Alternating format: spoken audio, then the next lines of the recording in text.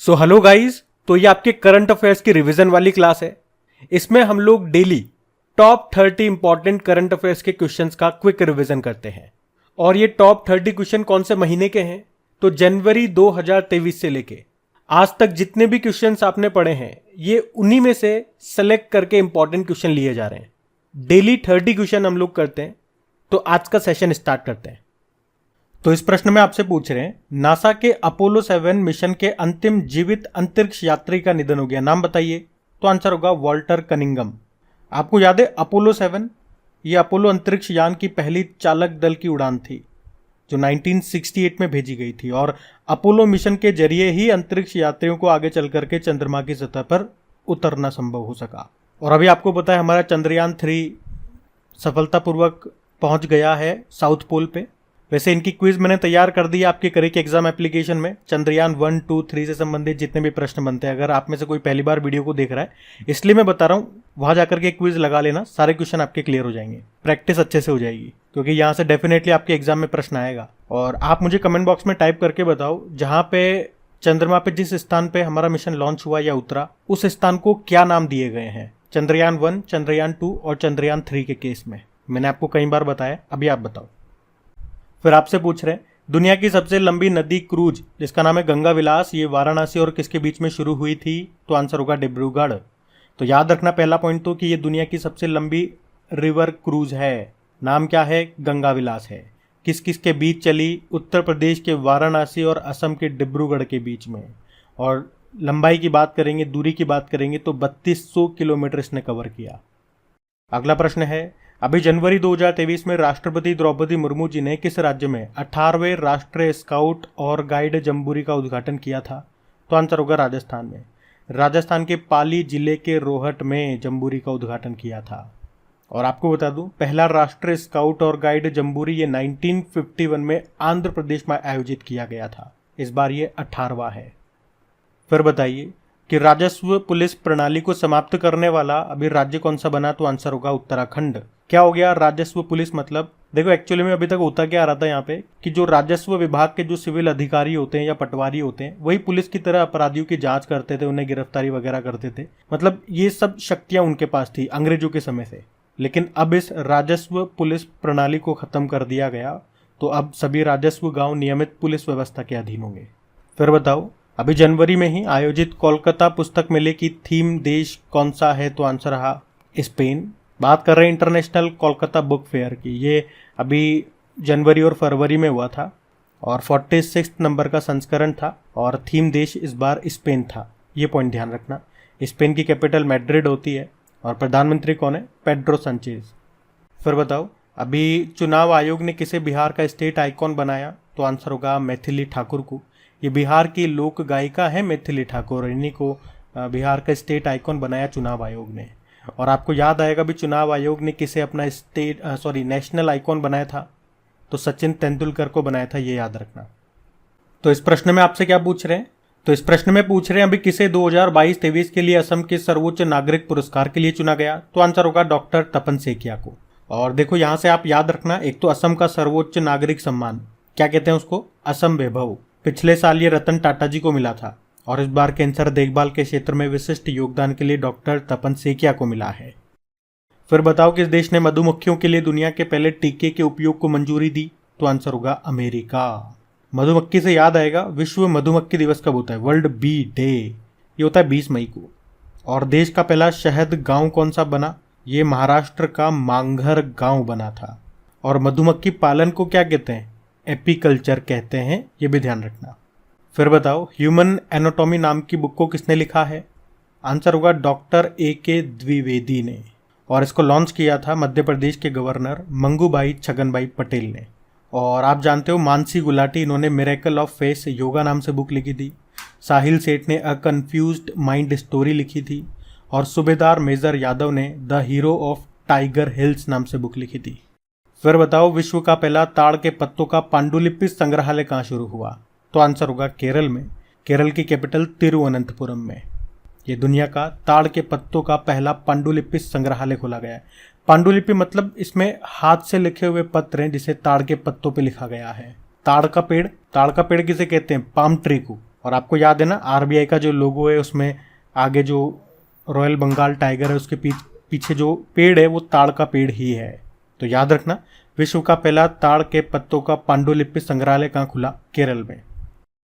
फिर बताओ, भारत का पहला समावेशन महोत्सव पर्पल फेस्ट का आयोजन कहाँ हुआ? पर्पल फेस्टिवल जहाँ पे भी आ जाए आंसर कर देना गोवा। लेकिन अगर पूछे कि भारत का पहला लेवेंडर फेस्टिवल कहाँ पे मनाया गया, तो आंसर होगा जम्मू कश्मीर में। चलिए फिर बताइए, अभी सिडनी क्रिकेट ग्राउंड में ऑस्ट्रेलिया के किस क्रिकेटर की मूर्ति लगाई गई? तो आंसर होगा बेलिंडा क्लार्क। तो ऑस्ट्रेलिया की पूर्व महिला कप्तान और दिग्गज बल्लेबाज बेलिंडा क्लार्क, जिनकी मूर्ति लगाई गई अभी ऑस्ट्रेलिया के सिडनी क्रिकेट ग्राउंड में। और याद रखना, ये प्रश्न इसलिए भी इम्पोर्टेंट है क्योंकि इस तरह से ये पहली महिला क्रिकेटर बन गई है जिनकी प्रतिमा यहाँ स्टेडियम में लगाई गई है। फिर बताओ, अभी ब्लैक राइनो के संरक्षण के लिए वन्यजीव संरक्षण बॉन्ड को किसने जारी किया? तो आंसर होगा वर्ल्ड बैंक ने।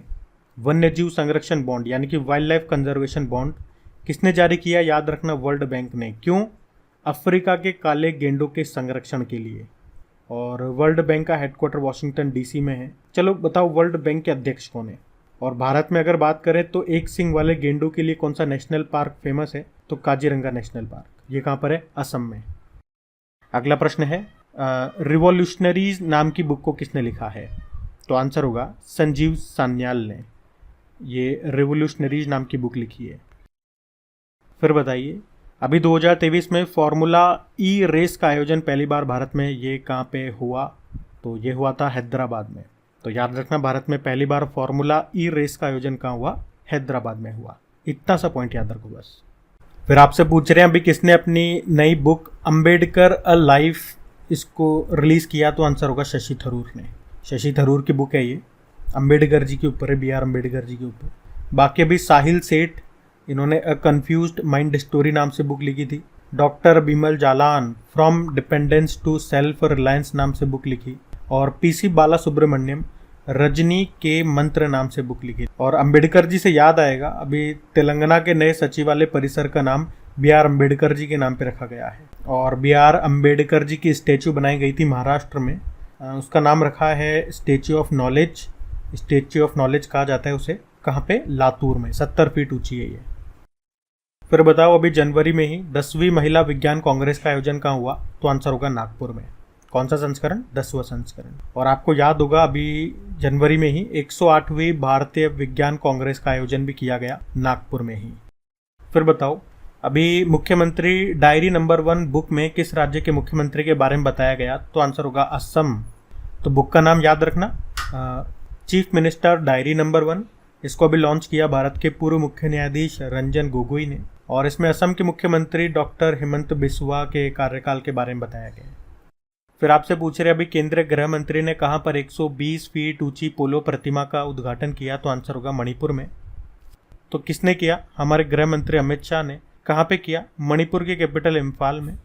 और किस चीज़ का किया? तो एक पोलो स्टैचू है 120 फीट ऊंची, उस प्रतिमा का अनावरण किया है।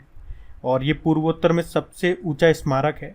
वैसे मणिपुर को पोलो खेल का जन्म स्थान माना जाता है, याद रखना। मणिपुर के कैपिटल इम्फाल है, मुख्यमंत्री एन बीरेन सिंह।